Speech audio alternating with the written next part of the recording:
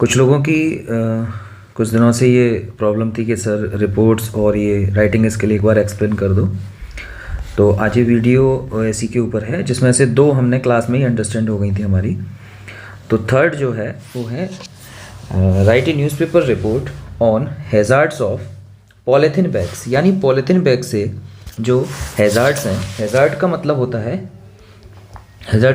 खतरा। ठीक है, यानी हम एक एक वर्ड को इस तरीके से अंडरस्टैंड करेंगे कि हमें वो याद हो जाए और कीवर्ड उसका हम ध्यान रखेंगे, जिससे वो हमें एग्जाम टाइम पे बिल्कुल एक्यूरेट ध्यान रहे। ठीक है, सेंटेंस का थोड़ा सा ध्यान रखेंगे कि वो हमसे रॉन्ग ना हो, लेकिन फिर भी हम ध्यान रखें।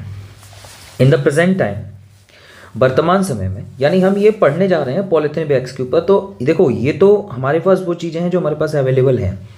बाई चांस कभी ऐसा हो गया कि कुछ एग्जाम में बाहर से आ गया, तो आप थोड़ा सा ध्यान देंगे उसकी अंडरस्टैंडिंग को लेके, टॉपिक की अंडरस्टैंडिंग को लेके, टॉपिक के थीम को लेकर के आप दिमाग में कुछ पॉइंट्स पहले से बना लें।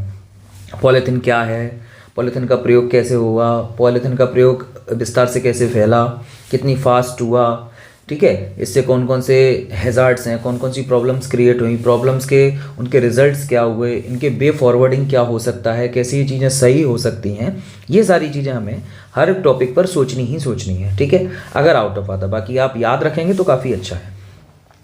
इन द प्रेजेंट टाइम, वर्तमान समय में, the use of polythene is found to be convenient and very cheap.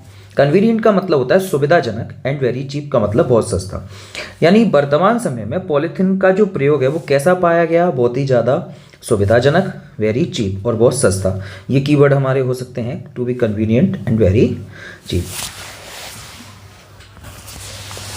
और वी कैन से, यहाँ हम ऐड कर लेंगे थोड़ा सा वी, यूज हटा देंगे, और वी कैन से, और हम कह सकते हैं that the polythene bags are quite inexpensive, कि पॉलीथीन बैग जो है वो बिल्कुल ही, ठीक है, ये टेस्ट हटा देना, इनएक्सपेंसिव, यानी ये जो पॉलीथीन बैग्स हैं वो बिल्कुल भी खर्चीले नहीं हैं। They are very popular among the people, वो लोगों के बीच में, यानी जो पॉलीथीन बैग्स हैं वो लोगों के बीच में काफ़ी कैसे हैं, पॉपुलर हैं, यानी सभी लोग उनको जानते हैं, प्रसिद्ध हैं। As they are easy to keep in the pocket, क्योंकि इन्हें आसानी से पॉकेट में रखा जा सकता है। बिकॉज ऑफ लिटिल वेट, किसके कारण, बहुत ही कम वेट होने के कारण। एंड वॉल्यूम, और बहुत ही कम आयतन होने, यानी आप इसको फोल्ड करके रख सकते हैं, वो वॉल्यूम से रिलेटेड है ना। तो आप बहुत ही कम वेट होने के बाद, ये देखो यहाँ पर लगाया ना लिटिल, यानी ना के बराबर, हमने यूज पढ़ा था ना, little, a little, the little. ठीक है, तो वेट के साथ क्या आता है, लिटिल, बहुत ही कम वेट के साथ, बहुत ही कम आयतन के साथ होने के कारण हम इसे आसानी से अपनी पॉकेट में आ सकते हैं। इन 1970s, 1970 के दशक में, एक commercial system for manufacturing plastic grocery bags became operational, and the first grocery plastic bag made of density polythene was introduced to the supermarket industry as an alternative to the paper bags। ठीक है, ये ध्यान रखना है। इन 1970s, 1970 के दशक में, एक कमर्शियल सिस्टम, एक वाणिज्यिक पद्धति, ठीक है, कमर्शियल मतलब वाणिज्यिक, व्यापार के लिए, trading, for manufacturing plastic grocery bag, यानी बनाने के लिए, प्लास्टिक ग्रोसरी बैग्स को बनाने के लिए एक वाणिज्यिक पद्धति बिकेम ऑपरेशनल, यानी क्रियात्मक हुई, प्रारंभ हुई। And the first grocery plastic bag made of high density polythene, है ना, यानी जो पहली हाई डेंसिटी पॉलीथीन से इसको बनाया गया, SDPE फिल्म उसको शॉर्ट में बोला जाता है, was introduce to the super market, ये सुपर मार्केट में पहली बार आई, सुपर मार्केट इंडस्ट्री में पहली बार आई, एज एन अल्टरनेटिव। अल्टरनेटिव का मतलब होता है वैकल्पिक, यानी एक विकल्प के रूप में आई टू द पेपर बैग्स। किसके लिए, पेपर बैग्स, यानी जो कागज के थैले हम देखते हैं ना आजकल मिलते हैं, जिसमें समोसे वगैरह ये सब आते हैं, तो पेपर बैग्स के विकल्प के स्थान पर पहली बार पॉलीथीन बैग्स आए। पॉलीथीन बैग्स 1970s में मैन्युफैक्चर होकर के उस समय वो क्रियात्मक बने, और सबसे पहले सुपर इंडस्ट्री मार्केट में ये आ गए। Plastic bags have become a real hazard to the environment. Plastic bags वास्तव में एक रियल हैजार्ड है, एक बहुत बड़ा वास्तविक क्या है, खतरा है। ये वर्ड हमें ऊपर भी मिला था,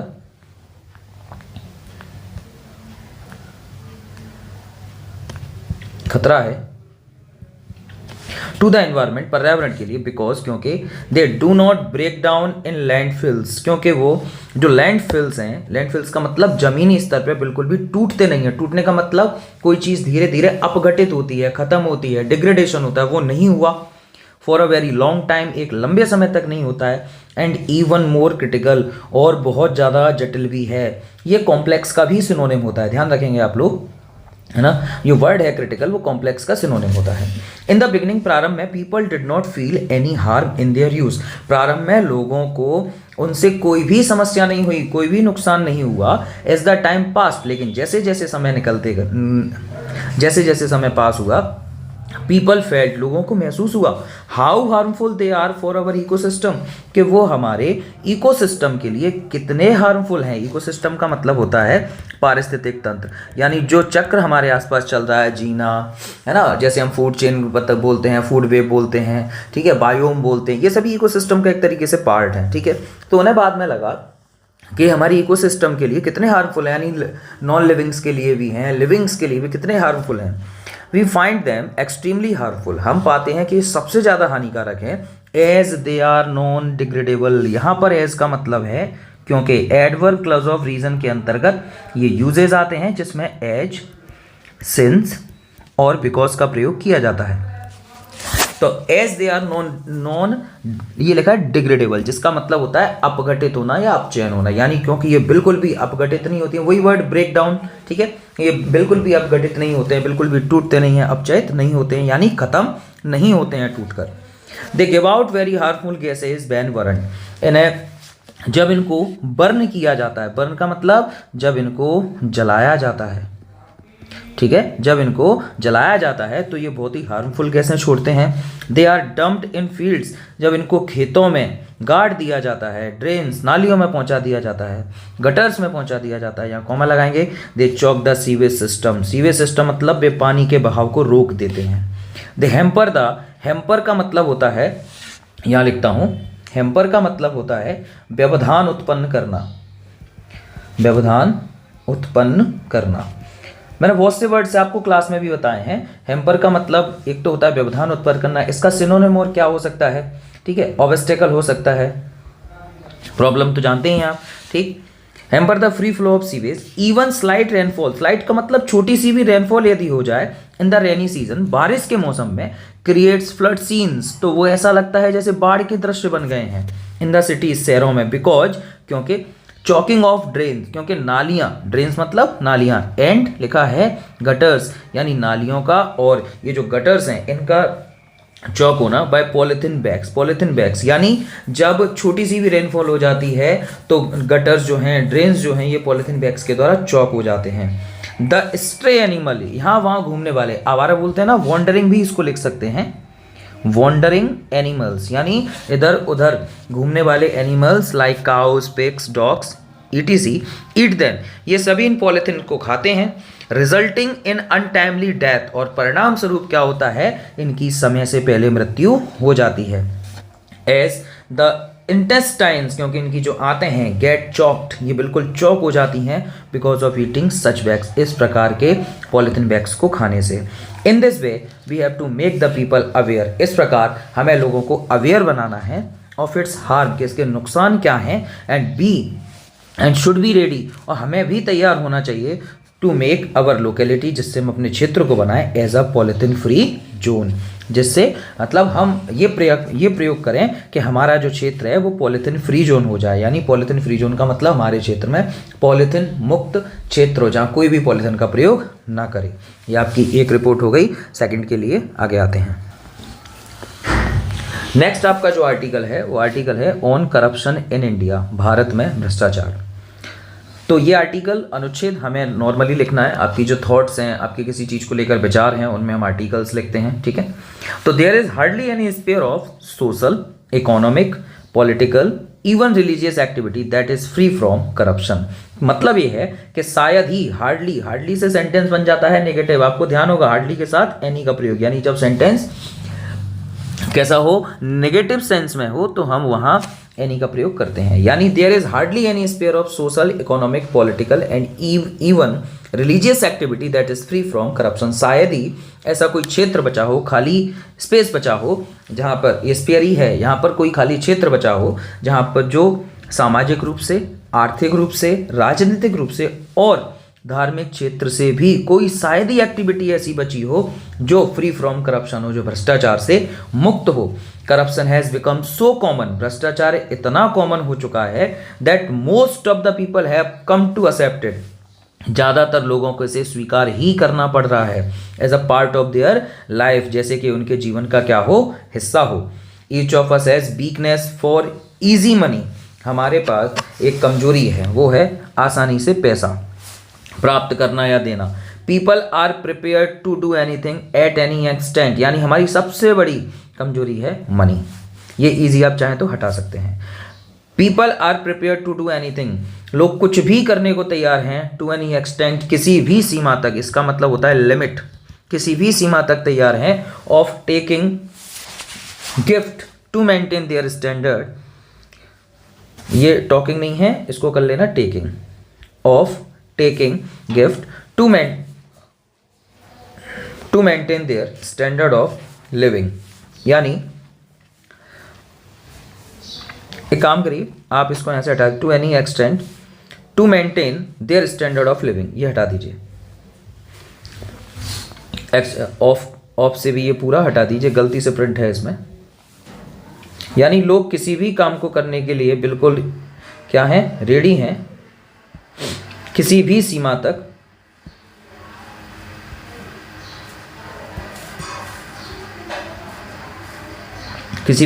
to maintain their standard of living, अपने जीवन के स्टैंडर्ड को क्या करने के लिए, बढ़ाने के लिए, मेंटेन करने के लिए।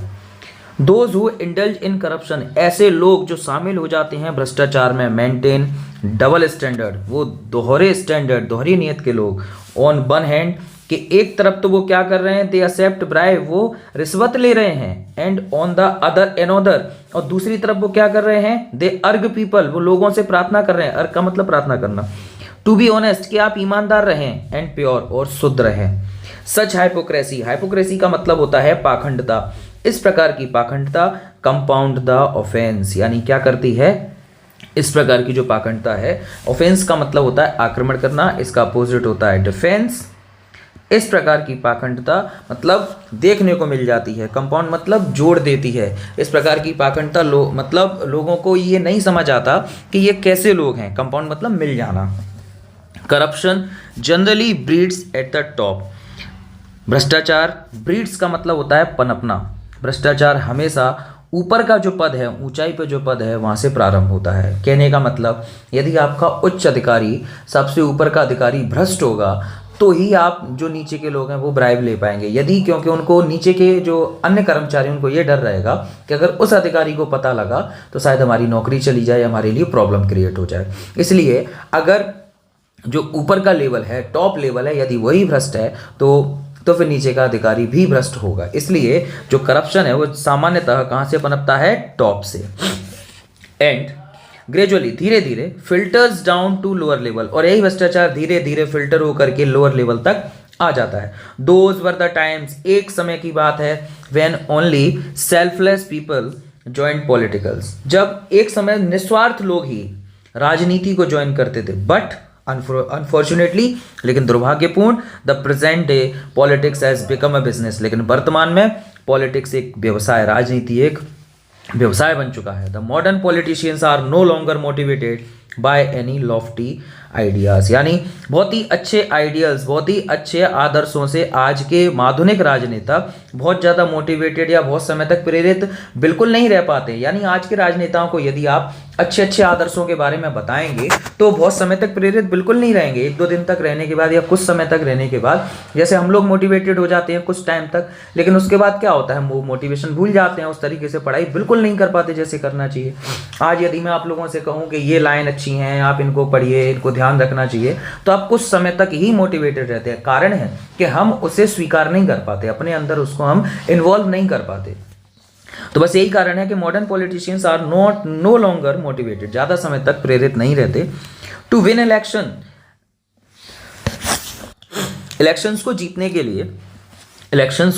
के लिए they spend huge amount of money, वे बहुत सारा पैसा खर्च करते हैं विद द होप, इस आशा के साथ, that after they are elected, यदि वो जीत जाते हैं तो they will recover much more than what they had spend, कि वो उससे ज़्यादा, देखिए वर्ड है रिकवर, है ना, वे बहुत ज़्यादा रिकवर करेंगे, much more than they had spend, यानी वो इस आशा में बहुत ज़्यादा पैसा खर्च कर रहे हैं चुनाव जीतने के लिए कि उन्हें बहुत सारा पैसा मिल जाएगा।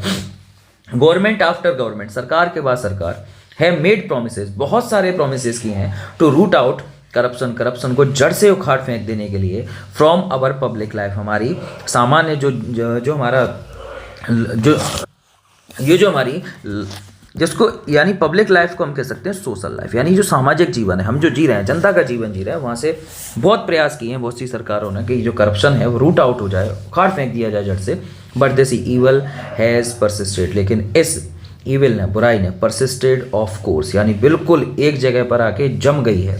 देयर आर ऑनेस्ट ऑफिशियल्स, यहाँ पर कुछ ईमानदार अधिकारी भी हैं, but they are in minority, लेकिन वो बहुत ही कम संख्या में है। लेट अस कंटेम्पलेट का मतलब होता है, ये वर्ड स्पेलिंग थोड़ी सी रॉन्ग है, कंटेम्पलेट की स्पेलिंग लिख लेना आप यहाँ, CONTEMPLATE, इसका मतलब होता है विचार करना। आइए विचार करें सीरियसली, गंभीरता से, as to what will happen, कि क्या होगा when public life is loaded with corruption, जब जनता का जीवन किससे भर जाएगा, भ्रष्टाचार से।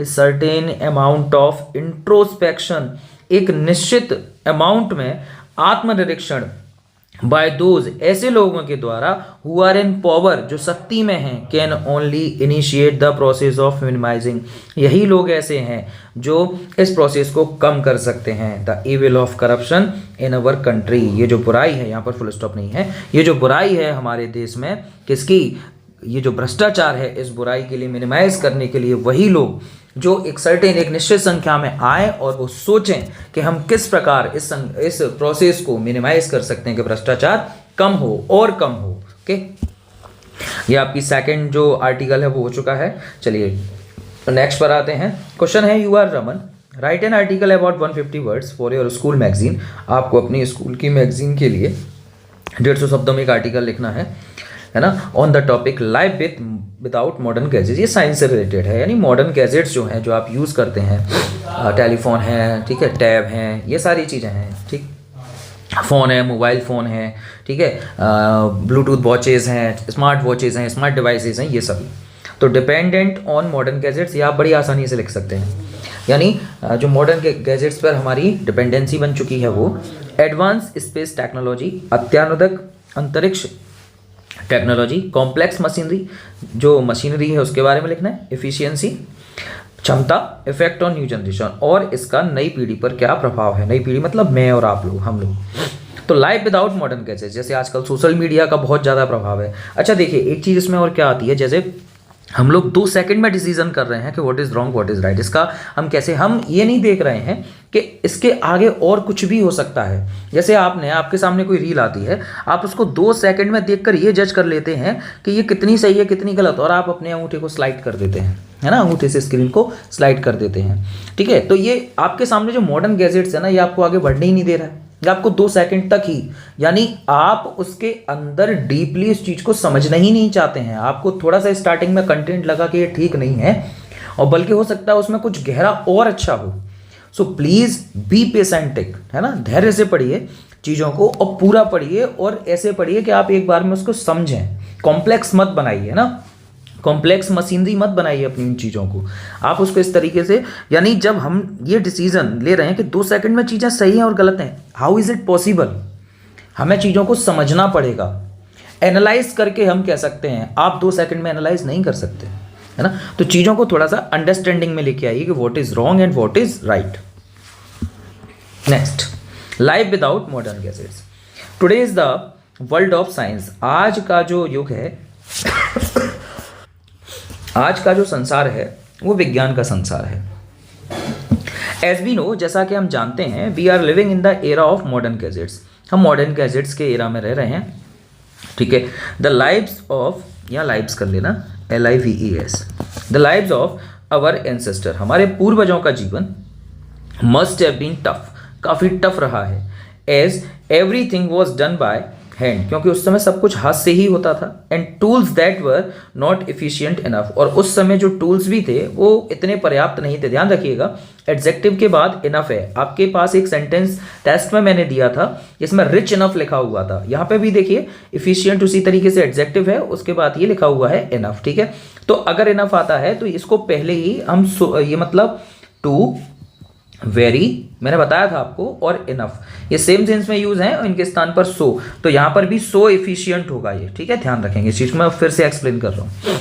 Today we are totally depend on modern gadgets, आज हम पूर्ण रूप से मॉडर्न गैजेट्स पर डिपेंड हैं। There is not part of our lives, हमारे that is left untouched by these, हमारे जीवन का शायद ही कोई हिस्सा ऐसा हो जो अछूता रह गया हो इन मॉडर्न गैजेट्स, यानी हम अपने जीवन के हर हिस्से में मॉडर्न गैजेट्स का प्रयोग कर रहे हैं। आप आज पढ़ भी रहे हैं, ये वीडियो भी देख रहे हैं, तो on your modern gadgets, I am teaching here only on my modern gadgets, on my, यानी we have a lot of modern gadgets surrounding us and we are unable to process anything without these. Modern gadgets are most useful, important and become essential in our life. ये भी आप ये भी जो lines हैं इनको आप add करना चाहें तो ऐड बड़ी आसानी से हो जाएंगे, ठीक है।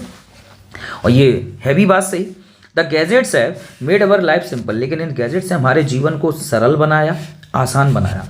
Everything from manufacturing in टिनी needle, एक छोटी सी, नीडल माने सुई, टिनी मतलब छोटी सी सुई से लेकर के हाईली एडवांस स्पेस टेक्नोलॉजी, यानी एक स्पेस टेक्नोलॉजी तक, यानी सुई से लेकर के और हवाई जहाज तक, रॉकेट तक, is done through complex machinery.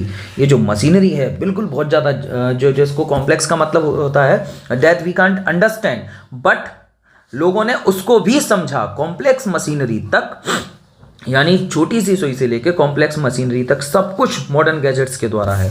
It will not be out of place to say, तो ये कहना भी इस स्थान से बाहर नहीं होगा that today's life will come to a stand still if gadgets are taken away for even a moment, कि यदि एक पल के लिए भी स्टैंड स्टिल, यानी एक पल के लिए भी यदि मॉडर्न गैजेट्स हमसे दूर कर दिए जाएं, टेकन अवे, दूर कर दिए जाएं एक पल के लिए भी, तो हम खड़े के खड़े रह जाएंगे, स्टैंड स्टिल, एक जगह पर स्तब्ध रह जाएंगे। लाइफ विदाउट मशीन्स, यानी मशीनों के बिना जीवन, would be like returning to the stone age, बिल्कुल ऐसा होगा जैसे हम पाषाण युग में आ चुके हैं, है ना। पाषाण युग में भी थे ना, महापाषाण युग, नवपाषाण युग, ठीक है, उसी तरीके से। One can not even imagine the amount of work, कोई भी व्यक्ति कार्य को मशीनों के बिना कल्पना भी नहीं कर सकता, that we would be required to do without these gadgets, के हम कोई भी काम इन गैजेट्स के बिना कर सकते हैं, आवश्यकता के बिना कर सकते हैं। इट वुड बिकम हार्ड, बहुत ही ज़्यादा कठिन होगा, एंड लेस एफिशिएंट, और कम क्षमतावान, to do even small task as simple as getting in touch with others. कहने का मतलब इट वुड बिकम हार्ड, काफ़ी ज़्यादा कठिन हो जाएगा, एंड लेस इफिशिएंट, और कम क्षमतावान भी होगा, to do even small task, हम छोटा सा छोटा काम नहीं कर पाएंगे, as simple as getting in touch with others, यानी हम मॉडर्न गैजेट्स के द्वारा लोगों के टच में रहकर भी उस काम को आसान नहीं बना सकते, कम क्षमतावान रहेगा, लेकिन मॉडर्न गैजेट्स के द्वारा वो काम अच्छा भी रहेगा और अच्छे से हम उसको अंजाम भी दे पाएंगे। कॉन्सिक्वेंटली, इसका मतलब होता है रिजल्टिंग, परिणाम स्वरूप, ह्यूमन हेल्थ इज डेटोरिएटेड, मानव का जो स्वास्थ्य है, ये आप पैराग्राफ छोड़ के लिखना है यहाँ से, कॉन्सिक्वेंटली से, ठीक है। कॉन्सिक्वेंटली ह्यूमन हेल्थ इज डेटोरिएटेड, मानव का जो शरीर है, मानव का जो स्वास्थ्य है वो नष्ट हो रहा है, टू ए ग्रेट एक्सटेंट, एक सीमा तक, due to over dependence of machine. देखिए, किसी भी काम को यदि आप एक लिमिट तक कर रहे हैं, that is your beneficial point, but over limit is going, what ever is going over limit, यदि आप हष्टपुष्ट खाना भी ओवर लिमिट तक खा रहे हैं तब भी वो आपको नुकसानदायक है। आप कोई भी चीज ओवर लिमिट तक लेके जा रहे हैं वो आपके लिए नुकसानदायक है। तो टू ए ग्रेट एक्सटेंट, ठीक है, due to over dependence, but बहुत ज़्यादा आप इसी चीज़ पर निर्भर हैं, यानी आप पानी भी पी रहे हैं तो मशीन से पी रहे हैं, आप कोई भी काम कर रहे हैं तो मशीन से कर रहे हैं, गैजेट्स से कर रहे हैं, जो काम आप आसानी से कर सकते हैं वो काम आप डिपेंडेंसी रख के कर रहे हैं। दैट मीन्स आपकी स्टडी आपको ही करनी है लेकिन आप किसी और पर डिपेंडेंस होकर कर रहे हैं, तो दैट नॉट पॉसिबल, उसी प्रकार आप सिंपल से सिंपल काम को भी ये सोच रहे हैं कि मॉडर्न गैजेट्स के द्वारा किया जाए, तो ये ओवर डिपेंडेंसी है on machines that the new generation is physically unfit. और जैसा कि आप देख पा रहे हैं, आज की जो जनरेशन है, मेरी जनरेशन, आपकी जनरेशन, इज फिजिकली अनफिट, ये शारीरिक रूप से अनफिट है, अनफिट लाइफ जी रही है without modern gadgets. Will be thinkable means the new generation is physically unfit life without modern gadgets. will be unthinkable but will be much filter human race। देखिए यहाँ से आप पैराग्राफ, इसको यहाँ से कॉन्सिक्वेंटली से आप एक जो पैरा है उसको क्या करेंगे, लीव करेंगे, ठीक है, और यहाँ तक लिखेंगे कॉन्सिक्वेंटली इसके परिणाम स्वरूप human health has deteriorated to a great extent due to over machines. ये फुल स्टॉप यहाँ से हटा देंगे और यहाँ पर फुल स्टॉप लगा देंगे। तो इसके परिणाम स्वरूप मानवीय स्वास्थ्य हैज डेटोरेटेड, नष्ट हो चुका है, टू ए ग्रेट एक्सटेंट, एक सीमा तक, due to over dependence on machines, की मशीनों पर हम बहुत ज़्यादा क्या रख रहे हैं, डिपेंडेंसी रख रहे हैं। The new generation is physically unfit, ये लाइफ यहाँ से हटा सकते हैं। जो आज की पीढ़ी है वो फिजिकली शारीरिक रूप से अनफिट है विदाउट मॉडर्न गैजेट्स, बिना मॉडर्न गैजेट्स के। फिर यहाँ से विल बी भी इसी के लिए जोड़ा गया है, the new generation will be unthinkable, यानी नई जनरेशन इस चीज़ के बारे में सोच ही नहीं पा रही है, but we will be a much filter human race, लेकिन हमें फिर भी एक मच फिल्टर यानी एक अच्छे से सुलझा हुआ मानवीय जाति बन रहा है, क्योंकि सब कुछ मॉडर्न गैजेट से संभव नहीं है। We have to be thinkable, हमें क्या बन रहा है, थिंकेबल बन रहा है, किसके ऊपर, यानी मॉडर्न गैजेट्स के ऊपर। जहां इसका सही प्रयोग है वहां उसका प्रयोग करिए। आज आप यूट्यूब पे अगर ये देख रहे हैं तो that is a nice quality of understanding the things. Next, you have witnessed an accident, ये एक एक्सीडेंट की रिपोर्ट है, ये आप चाहें तो मन से भी लिख सकते हैं, लेकिन फिर भी कंप्लीट करते हैं।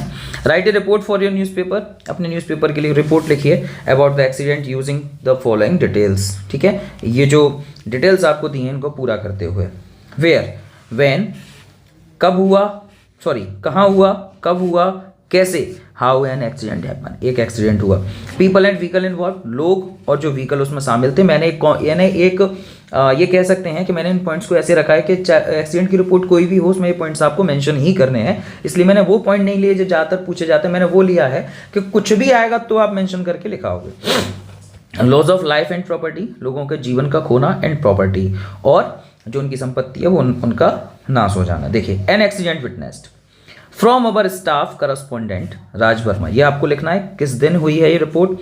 From our staff correspondent, correspondent का मतलब होता है हिंदी में संवाददाता, ओके, सॉरी मैंने गलत लिखा है,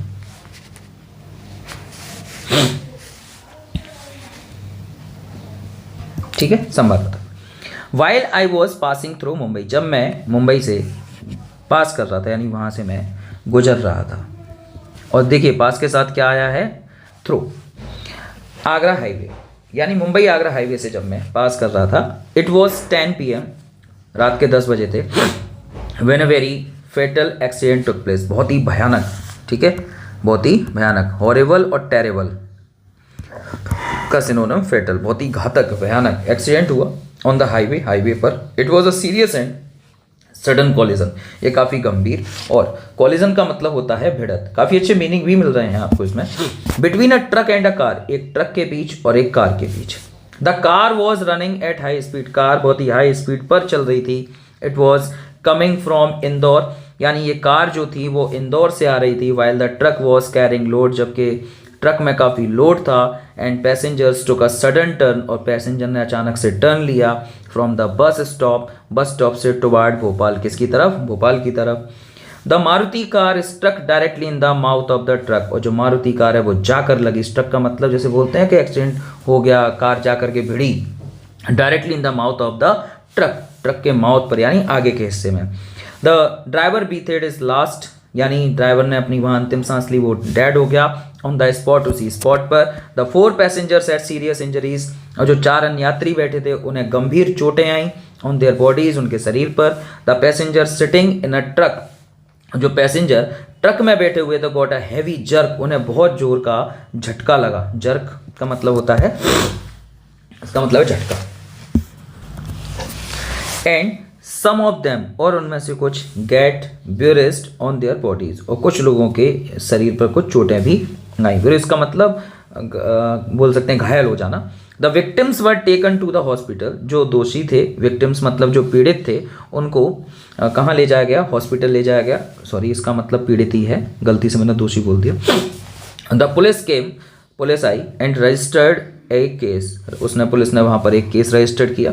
it was a serious accident, काफ़ी गंभीर एक्सीडेंट था। We should be very careful in driving our vehicle, ये पैराग्राफ छोड़ के लिखिएगा जहाँ मैं ये साइन बना रहा हूँ। हमें काफ़ी केयरफुल होना है, ध्यान रखना है, इन ड्राइविंग आवर व्हीकल, अपने वाहनों को चलाने में, टू अवॉइड एनी मिसहैपनिंग, कोई भी दुर्घटना होने से, as it may lead to loss of life, जिससे हमारे जीवन का नाश हो सकता है, प्रॉपर्टी का नाश हो सकता है, जो हमारे पास संसाधन है वो खत्म हो सकते हैं। फिर ये पैराग्राफ छोड़ेंगे, आगे लिखा है government should also pay attention to the damage roads, यानी यहाँ पर डैमेज कर लेना, जो रोड्स कैसी हैं, डैमेज्ड हैं, वहाँ पर भी ध्यान देना चाहिए, किसको, सरकार को। Government should strictly prohibit drinking, ये स्ट्रिक्टली है, सी है, यानी ड्रिंकिंग वाइल ड्राइविंग, यानी जब आप गाड़ी चला रहे हैं उस समय जो बियर पीना है, शराब पीना है, उसको बंद करने, क्या करना चाहिए, बंद कर। स्ट्रिक्टली का मतलब होता है सख्ती से। The number of drink and drive cases are increasing, आज के समय पे जो संख्या है ड्रिंक एंड ड्राइव केसेस की वो लगातार बढ़ रही है। वी शुड ऑल्सो कोऑपरेट, यहाँ डैश लगाइएगा, हमें सरकार की सहायता करनी चाहिए by following the traffic rules, यानी जो रूल्स हैं ट्रैफिक के उनको फॉलो करके। ये आपका रिपोर्ट पूरी हो गई। नेक्स्ट है आपकी, with the help of the words given below produce a right up on NSS camp, quite important भी है एनएसएस कैंप की रिपोर्ट। तो पहला पॉइंट है एनएसएस कैंप कहाँ हुआ, रामपुर विलेज में, 100 वॉलंटियर्स हैं, प्लांटिंग ऑफ ट्रीज है, क्लीनिंग ऑफ ड्रेन्स है, नालियों की सफाई है, एडेड लिटरेसी क्लासेज हैं, और लोगों के लिए एडेड लिटरेसी क्लासेज हैं। देखिए एनएसएस कैंप, इट वॉज 21 अगस्त 2022, 21 अगस्त 2022 की बात है। आप लिखना चाहें तो जो भी आप लिखें वो लिखें date. The NSS unit of government excellence school Jora organize, यानी ऑर्गेनाइज की गई एक कैंप ऑर्गेनाइज हुआ रामपुर विलेज में। The camp lasted for 10 days, 10 दिन तक ये कैंप चला। It was season of monsoon, monsoon का सीजन था। देयर वर 100 वॉलंटियर्स, 100 वॉलंटियर्स थे, डिवाइडेड इंटू 4 इक्वल ग्रुप्स, जिनको 4 बराबर समूह में बांटा गया। Task were assign to them, उन्हें काम भी दिए गए, असाइन मतलब दिए गए, काम दिए गए। The groups were divided with the important task to the villagers, और जो और भी ग्रुप्स थे उनको भी डिवाइड किया इस तरीके से कि वो गांव वालों को जाकर के कुछ महत्वपूर्ण कार्य बताएं। फर्स्ट ऑफ ऑल, सबसे पहले 500 सैपलिंग्स, सैपलिंग्स का मतलब होता है छोटे पौधे, 500 saplings were to be planted. सबसे पहली बात तो ये थी कि 500 पौधे प्लांट किए जाने थे, which were given by agriculture department, जो कि कृषि विभाग के द्वारा दिए गए, फ्री ऑफ कॉस्ट, पूर्णतः मुफ्त। The volunteers and villagers planted the saplings, यानी जो कार्यकर्ता थे और गांव वाले थे उन्होंने छोटे पौधों को लगाया ऑल ओवर द विलेज, पूरे गांव में। The second phase of campaign, और जो अभियान का दूसरा फेज था, पहले फेज में क्या थे, उनको डिवाइड किया गया, काम दिए गए और 500 सैपलिंग्स लगाए। और दूसरा क्या है अभियान में, was to educate the villagers, के गांव वालों को शिक्षित करना about the protection of environment, के इस पर्यावरण की हमें रक्षा कैसे करनी है। स्ट्रीट्स एंड ड्रेन, स्ट्रीट्स माने होती हैं मोहल्ले या फिर गलियां, एंड ड्रेन्स, इसको ड्रेन्स करेंगे, ड्रेन नहीं ड्रेन्स, वर क्लीन, इनको साफ किया, नालियों को साफ किया गया। द हीप्स ऑफ गार्बेज, जो कचरे के ढेर थे, वर रिमूव्ड, उनको हटाया गया। Villagers were taught the importance of ecosystem and environment, गांव वालों को पारिस्थितिक तंत्र और पर्यावरण का जो महत्व है वो सिखाया गया, उनको बताया गया कि इकोसिस्टम का और एनवायरनमेंट का क्या महत्व है। Third and last phase of campaign, तीसरा और अंतिम जो फेज था उस अभियान का वो था enrol more and more villagers, ज़्यादा से ज़्यादा गांव वालों को शामिल करना for adult literacy classes, adult literacy classes के लिए। ऑलमोस्ट 55 विलेजर्स गेट एनरोल्ड, लगभग 55 गांव वाले इसमें लगभग शामिल हो गए for the adult literacy classes, यानी जो युवा थे उनको हर चीज़ के बारे में बताया गया, सिखाया गया, एनवायरमेंट प्रोटेक्शन, ठीक। All the villagers were taught, सभी गांव वालों को सिखाया गया about the importance of cleanliness, स्वच्छता का क्या महत्व होता है, स्वच्छता अभियान के बारे में बताया गया। All the volunteers were given certificate, सभी कार्यकर्ताओं को सर्टिफिकेट्स दिए गए। विलेजर्स वर ऑल्सो हैप्पी, गाँव वाले भी, यहाँ फुल स्टॉप है, गाँव वाले भी काफ़ी हैप्पी थे। इन दिस वे, इस प्रकार द कैंपेन सक्सेसफुली कंप्लीटेड, और जो अभियान था वो पूर्ण रूप से सफल हुआ। चलिए नेक्स्ट जो टॉपिक है right a speech on the topic, एक टॉपिक पर आपको एक भाषण लिखना है, स्पीच लिखनी है। Discipline shapes the future of a student, के जो अनुशासन है वो किसी भी छात्र के भविष्य को शेप देता है, यानी आकार देता है। ये बात सच भी है। अगर आप किसी भी प्रकार से काय में रहते हैं, डिसिप्लिन में रहते हैं, यानी अनुशासन का मतलब ये है कि आप रूल्स फॉलो करना सीख गए, तो then nothing can be like that that you can't complete, that you can't achieve, यानी जीवन में कुछ भी ऐसा नहीं है फिर जिसको आप प्राप्त नहीं कर सकते।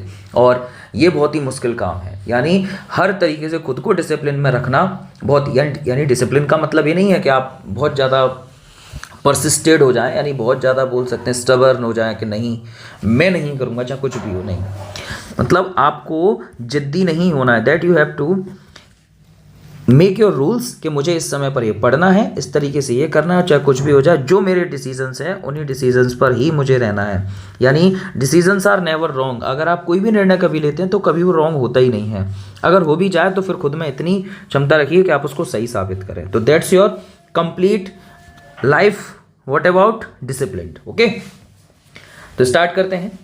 रेस्पेक्टेड प्रिंसिपल, ये आपको सबसे पहले लिखना है। Principal sir, honourable teachers and my dear friends, यहाँ पर नाम चेंज हो सकता है, आई करण, कॉमा जरूर लगाएं के बाद, of class 12 am going to speak on the topic of discipline. मैं अनुशासन के ऊपर बात करने जा रहा हूँ। सेव द सेव से, सॉरी ये सेव नहीं है, SHAPES, save the future of a student, एक छात्र के जीवन को आकार देता है। आगे, discipline is the most underrated, यानी सबसे ज्यादा, एंड लीस्ट अंडरस्टूड, यानी सबसे ज्यादा जाना पहचाना but least understood aspect of life of a student, यानी एक जीवन के छात्र में सबसे कम समझा जाने वाला पहलू लेकिन सबसे ज्यादा जानने वाला। हम जानते हैं कि हमारे लिए आवश्यक है, लेकिन फिर भी हम इसको अच्छे से मैनेज नहीं कर पाते, हम इसको, इस जीवन के पहलू को नहीं क्या नहीं कर पाते, अंडरस्टैंड नहीं कर पाते हैं।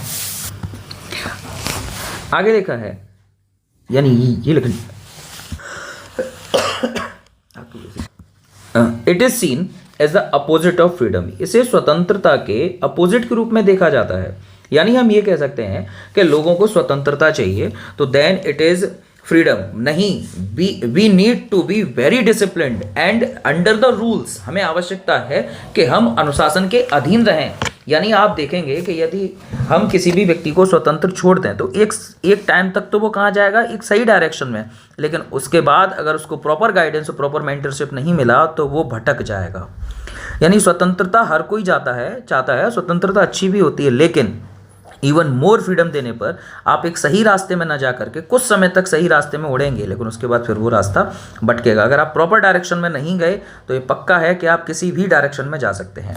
इसीलिए आवश्यक है कि you should be very what disciplined. It is not seen as synonym for organize gold driven effort, यानी हम इस तरीके से, यानी सुनहरे चलने वाले अवसरों या फिर हम बोल सकते हैं हम इसको प्रयासों की तरह नहीं देखते हैं, हम इसको अपोजिट ऑफ फ्रीडम देखते हैं। It is absolute necessary for moulding the future of student, और ये एब्सोल्यूट बिल्कुल आवश्यक है। मोल्डिंग का मतलब होता है दिशा देना या फिर बनाना, ठीक है। द फ्यूचर ऑफ स्टूडेंट, ये छात्र के निर्माण के लिए बहुत आवश्यक है। यू शुड बी, आप सभी को भी परीक्षा तक या परीक्षा के बाद जो भी तैयारी करें उन परीक्षा में यू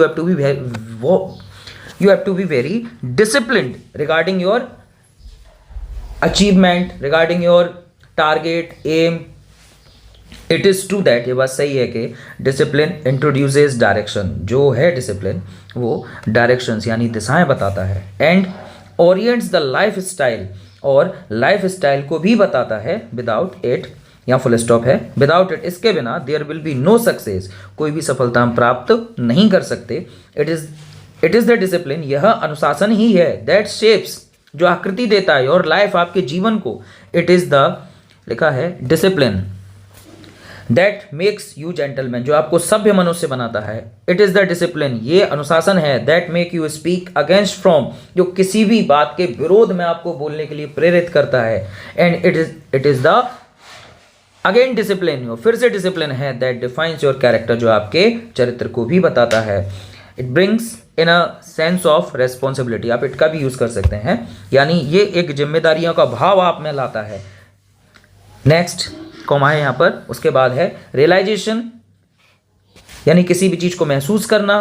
नेक्स्ट आपका डिटर्मिनेशन, इसका मतलब होता है दृढ़ संकल्प, to strive hard each time, यानी हर समय कठिन परेशानियों से सामना करने के लिए, आफ्टर फेल्योर, यानी अगर आप लगातार असफल भी हो रहे हैं तो आपका अनुशासन आपको आगे बढ़ने के लिए हमेशा प्रेरित करता रहेगा।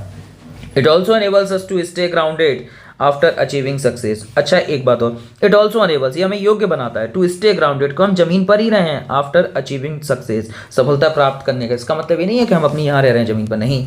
कुछ लोग जैसे उच्च पद प्राप्त कर लिया तो दे do not think about anything but they think that I am on the high post, यानी वो कुछ नहीं सोचते, बस वो यही सोचते हैं हम एक ऊंचे पद पर हैं और हम ऐसा कर देंगे। नहीं, you should be had grounded, आपको जमीन पर ही, यानी वही सोच रखनी है जो आप पढ़ रहे थे, आप स्टडी कर रहे थे उस समय थी, ग्राउंडेड रहना है।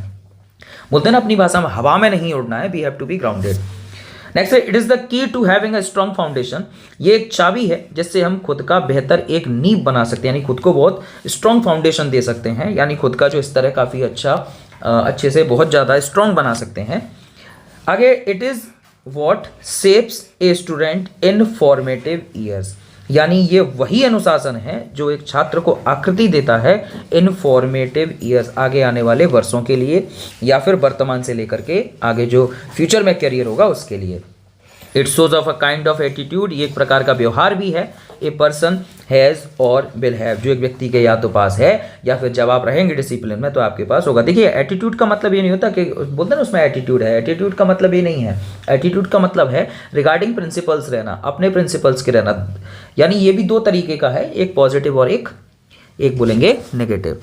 यानी एक तो ये है नेगेटिव एटीट्यूड कि आप किसी भी चीज को अंडरस्टैंड ही नहीं करना चाहते, आप नहीं चाहते what is rules, what is life, what is career, but आपने सोच लिया that I have not to do, उसका कोई बेसिक फाउंडेशन नहीं है, आप जो चीज बोल रहे हैं उसका कोई बेसिक फाउंडेशन नहीं है, रूल नहीं है, बस आपने मन में बेंचमार्क बना लिया है कि मुझे नहीं करना है, that's your negative attitude. But आपको क्यों नहीं करना है, फिर उसको इंप्लीमेंट कैसे करना है, that's your positive attitude. Okay, that your thinking is like a person that I have a basic reason that why should I not do or why should I do. Next, discipline is used to bring out those traits, यानी आप, ये है traits, यानी आपके जो शौक हैं, आप में जो बोल सकते हैं गुण हैं, आपकी जो विशेषताएं हैं, ये सब traits में आते हैं, ठीक है, उनको बाहर लाता है। कैरेक्टरिस्टिक्स, आपकी विशेषताओं को बाहर लाता है, that are helpful for a better outcome, जो आपके अच्छे परिणाम के लिए काफ़ी सहायक होंगे।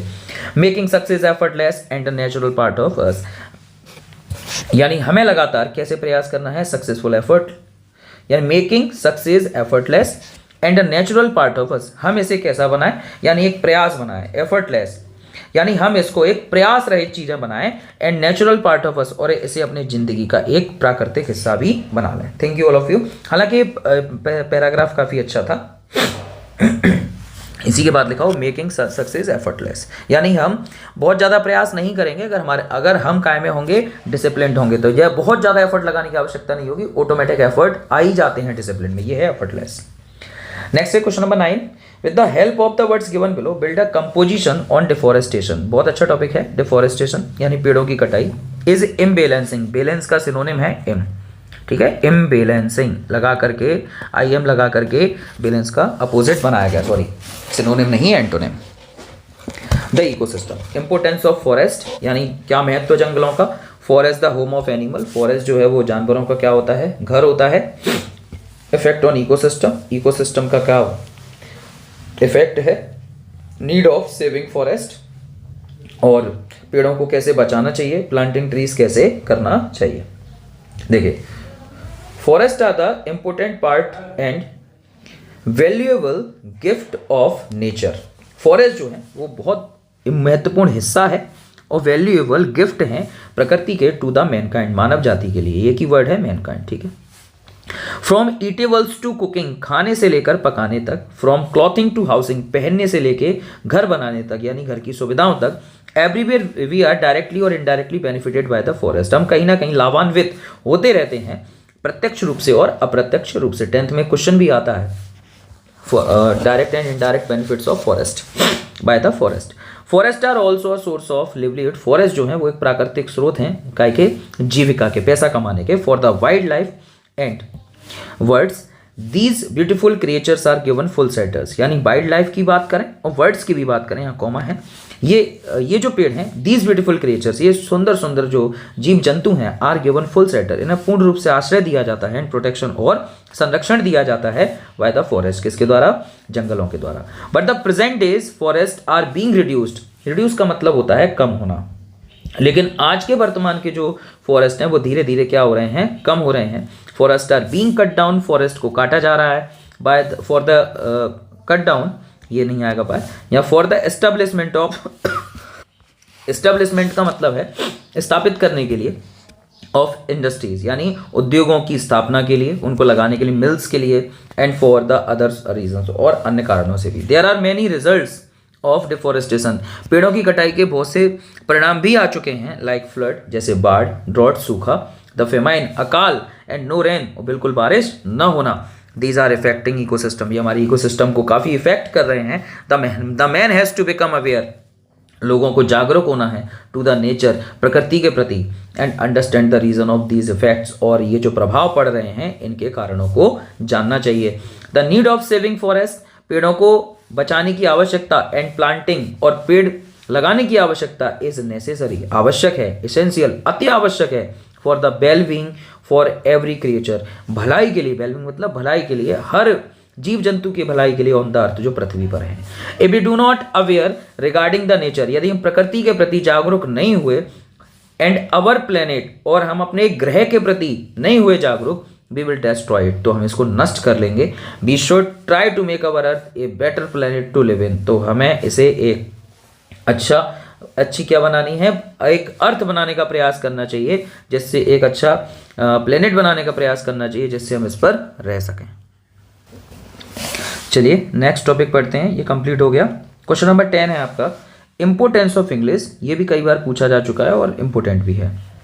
देखिए हमारे जीवन में इंग्लिश का क्या महत्व है। Good morning to all means ये स्पीच है, स्पीच का स्टार्टिंग का फॉर्मेट है, जो मैंने इससे पहले आपको बताया, एज इट इज वही आपको लिखना है, टॉपिक सहित के। Language is the source of communication, भाषा जो होती है वो एक संचार का स्रोत है, थ्रू विच, जिसके माध्यम से भी शेयर अवर आइडियाज, हम अपने आइडियाज को शेयर करते हैं, थॉट्स को शेयर करते हैं विद अदर्स, अन्य लोगों के साथ। देयर आर मेनी लैंग्वेजेस, कई सारी भाषाएं हैं इन द वर्ल्ड, संसार में, and every has their own language, हर कंट्री की अपनी एक भाषा है। Their language has international standard, और इंग्लिश का एक इंटरनेशनल स्टैंडर्ड भी है। That's why everyone need to learn English, इसलिए हर व्यक्ति को आवश्यकता है कि वो अंग्रेजी सीखे, in order to get in touch और इंटरनेशनल लेवल, जिससे वो एक इंटरनेशनल लेवल पर क्या बना सके, टच बना सके, यानी संपर्क में रह सके। यहाँ फुल स्टॉप नहीं आएगा जो क्रॉस किया है। Invention of internet has made the largest effect on English language, यानी इंटरनेट के आविष्कार ने बहुत अच्छा प्रभाव डाला, बहुत कहाँ कि अंग्रेजी को इंपोर्टेंस क्यों दिया जाए, यानी क्यों इसको सीखा जाए, ये इन्वेंशन के इंटरनेट से और ज़्यादा प्रभावित हो गया। We use this as the medium of instruction, हमें इसे instructions यानी सुझाव देना, बातें करना, किसी को instructions देना, उसके लिए भी इंग्लिश आवश्यक है। फॉर इंटरनेट, यानी जब हम इंटरनेट को कोई भी इंस्ट्रक्शंस दे रहे हैं तो वो इंग्लिश में ही देंगे। एट ऑल स्टेजेस, सभी स्तर पर जब हम इंटरनेट का यूज़ कर रहे हैं तो हम इंग्लिश में ही उसको इंस्ट्रक्शंस दे रहे हैं। हालांकि अब हिंदी में भी, अन्य लैंग्वेज में भी है, but the basic language for the internet was available at that time was only English. It is the only language of political negotiations, यानी राजनीतिक संबंधों में यदि कोई विचार विमर्श होता है, आपने देखा होगा हमारे वर्तमान में जो विदेश मंत्री हैं एस जयशंकर, जब भी वो बात करते हैं किसी भी अन्य नेता से, तो वो देखो इंग्लिश हालांकि बहुत कम कंट्रीज में बोली जाती है, but what is the reason behind that, क्योंकि हर देश की अपनी अपनी भाषा है। जैसे आप बात करेंगे रूस के, तो रूस में है रशियन, चीन में है चाइनीज़, बट ये सभी देश यदि आकर के किसी एक लैंग्वेज में बात कर रहे हैं, that is only English.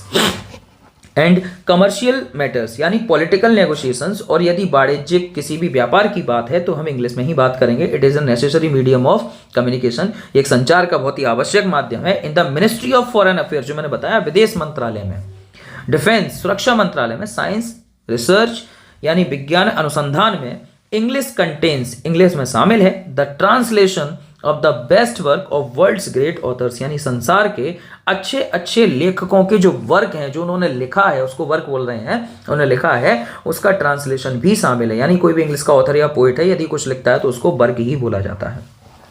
Eight A time, एक समय पर, व्हेन वी हैड नॉट, लिखा है डेवलप्ड एनी अवर लैंग्वेजेस, जब हमने अपनी किसी भाषा को विकसित ही नहीं किया था, to reach the status of a national language, कि हम उसको राष्ट्रीय भाषा का क्या दे सकें, दर्जा दे सकें, तो वी नीड, यहाँ एस नहीं आएगा, sorry, we need the English, यहाँ पे भी दा नहीं आएगा, वी नीड इंग्लिश, तो हमें इंग्लिश की आवश्यकता थी, टू फिल द वॉइड, उस खाली स्थान को भरने के लिए।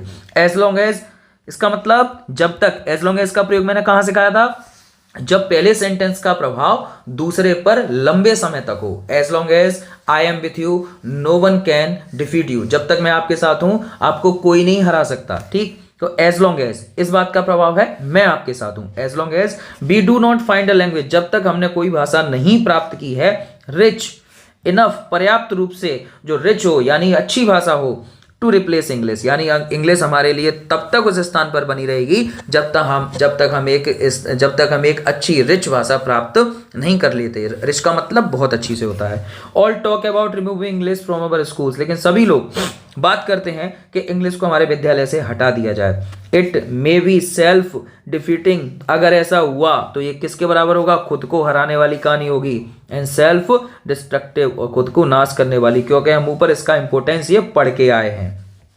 English is going to stay in India, हाँ, इंग्लिश को एक थर्ड लैंग्वेज के रूप में बिल्कुल मान सकते हैं, ये मैं अपनी तरफ से बता रहा हूँ, थर्ड लैंग्वेज के रूप में मान सकते हैं। एक बोल सकते हैं एक अलग से स्पेशल क्लासेज हों जिसके ऊपर अगर आप इंटरनेशनल लेवल पर या जहाँ इंग्लिश की आवश्यकता हो, क्योंकि भाषा सीखना अच्छी बात होती है। भाषा यदि सीखते हैं तो आपके पास एक रिगार्डिंग एक्स्ट्रा आर्ट आ जाता है, ठीक है। English is going to stay in India, अंग्रेजी अब भारत में ठहरने जा रही है एज अ लैंग्वेज, एक भाषा के रूप में, which help us to grow in every, या फील्ड और लिख लेना, जो हमें हर क्षेत्र में क्या करेगी, ग्रो करेगी। ओके, अच्छा टॉपिक था। नेक्स्ट है मोस्ट इंपोर्टेंट और काफ़ी अच्छा टॉपिक भी है, बेटी बचाओ बेटी पढ़ाओ। देखिए, हालांकि ये चीज़ें पढ़ने में काफ़ी अच्छी हैं, लेकिन हमें थोड़ा सा इसको अंडरस्टैंड करना है। Right a speech on Beti Bachao Beti पढ़ाओ, एक भाषण लिखना है बेटी बचाओ बेटी पढ़ाओ पर। Good morning all of you. Next वही जो हमारा सिस्टम है, today I blank space name I am going to speak on Beti Bachao Beti Padhao. Beti Bachao Beti Padhao is a national level campaign, ये एक राष्ट्रीय स्तर का अभियान है। Inaugurated by prime minister Narendra Modi, जिसको प्रारंभ किया गया, इनॉग्यूरेटेड एक ही वर्ड है, ठीक है, इनॉग्यूरेटेड, प्राइम मिनिस्टर मोदी के द्वारा ऑन जनवरी 2015। ये 22 जनवरी दो चीज़ों के लिए अमर हो चुकी है, राम मंदिर के लिए और दूसरा है बेटी बचाओ बेटी पढ़ाओ, इसी दिन प्रारंभ हुआ था। दिस वेलफेयर स्कीम, ये जो भलाई की स्कीम है, योजना है, बेटी बचाओ बेटी पढ़ाओ, मीन्स सेव द डॉटर, जिसका अर्थ है save the daughter and educate the daughter, यानी बेटियों को पढ़ाइए एंड बेटियों को बचाइए और बेटियों को पढ़ाइए। The project was launch in Haryana, ये प्रोजेक्ट कहाँ लॉन्च किया गया, हरियाणा में, ध्यान रखेंगे, ये क्वेश्चन भी आता है जीएस में, जिसको बोलेंगे टू क्रिएट अवेयरनेस, जागरूकता बनाने के लिए, as the state has lowest female numbers और रेशियो। आप यहाँ से समझ सकते हैं हरियाणा में क्या है, female number, lowest female ratio number है, यानी हरियाणा में जो अनुपात है मेल फीमेल का वो सबसे कम है फीमेल में, ठीक है। तो हरियाणा में इसको प्रारंभ किया गया, क्यों, क्योंकि वहां पर सबसे ज्यादा लोएस्ट फीमेल नंबर रेशियो है। The main objective of scheme are prevention of female, और इसका जो मुख्य ऑब्जेक्टिव का मतलब होता है उद्देश्य, इंटेंशन का सिनोनिम है, ठीक है। इसका जो मुख्य उद्देश्य था इस योजना का, आर प्रिवेंशन ऑफ फीमेल, जो था कि महिलाओं की सुरक्षा की जाए, फीमेल जेंडर की उसको कैसे भी करके क्या किया जाए, बचाया जाए, क्योंकि हमारे यहाँ थोड़ा सा पुत्रियों को लेकर के एक हमेशा से सुपरस्टिशंस बना है, अंधविश्वास बना है। But we can say now the most, अगर आप देखना चाहें तो केंद्र के स्तर से लेकर के डाउन तक आएंगे तो आपको सबसे ज़्यादा महिलाएं ही उच्च स्तर पर मिलेंगी, ठीक है। We can say just like अभी कल परसों पेश हुआ बजट, तो in that way who were spoking, the राष्ट्रपति, who was Draupadi Murmu, who was also woman. You can say the example here, you can tell the example of Draupadi Murmu. Next, our finance minister, है ना, N Sitaraman, that is also a woman. Next, मतलब we have lots of example regarding this. You can mention if you want to extend the limit of words, यानी आप शब्द बढ़ाना चाहते हैं तो आप इनके एग्जाम्पल भी आसानी से दे सकते हैं, नो डाउट। और अच्छा भी है अगर आप एग्जाम्पल मेंशन करेंगे तो दैट इज गुड, क्योंकि आप स्पीच लिख रहे हैं, आर्टिकल्स लिख रहे हैं, ठीक है। You can write it.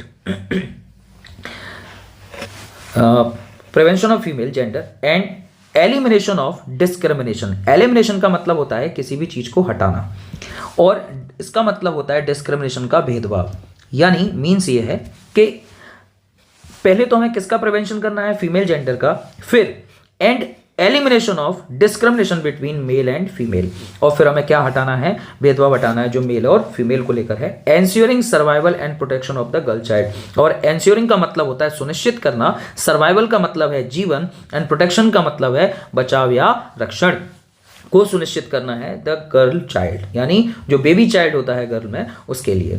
And to provide them with equality को एजुकेशन, सॉरी ये एजुकेशन पूरा एक ही वर्ड है, और उन्हें बराबर रूप से क्या मिलनी चाहिए, शिक्षा। यानी कुछ गांव में अभी भी प्रथा ऐसी है कि बेटियां हो गई तो उनके घर में बहुत ज़्यादा हैप्पीनेस नहीं है, वो बहुत ज़्यादा ये सैड हैं कि ये ऐसा होगा वैसा होगा, ये सब नहीं, बट क्या कह रहे हैं, सर्वाइवल होना चाहिए, प्रोटेक्शन होना चाहिए। यू हैव टू बी मतलब most aware about the child education, baby child education, girl child education, and provide them with quality education, और उन्हें बहुत ही अच्छी गुणवत्ता की शिक्षा प्रदान की जानी चाहिए।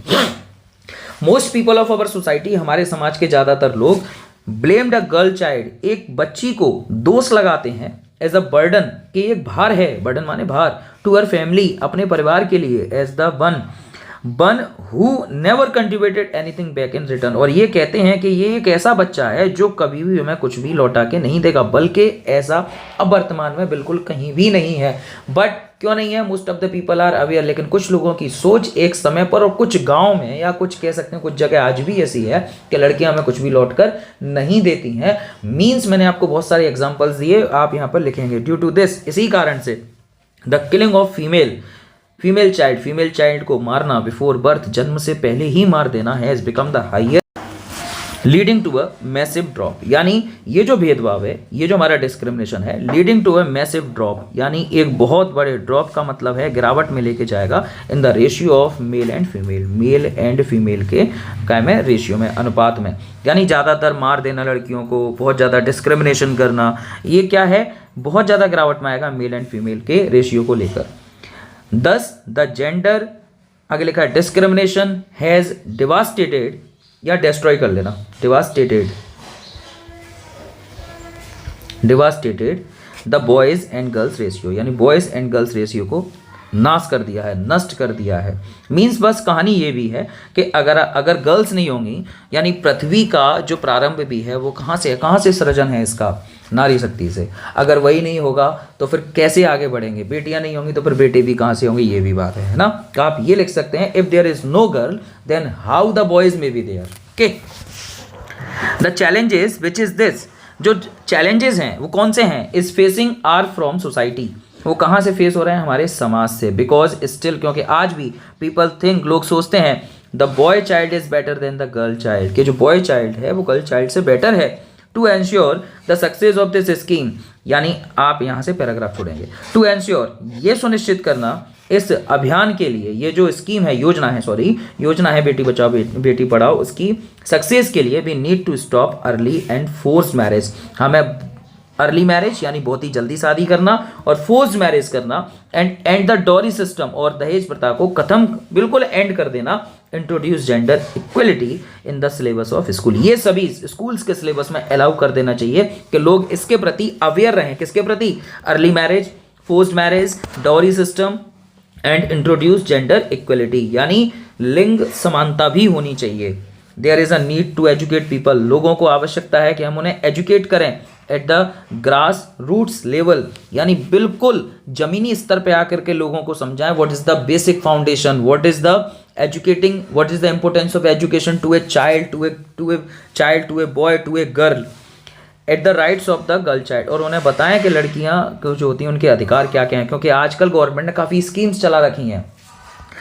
This will help in ensuring the development of a girl child, और ये हेल्प करेगा ये सुनिश्चित करने में कि बच्चियों का विकास, गर्ल चाइल्ड का विकास होना भी काफ़ी आवश्यक है।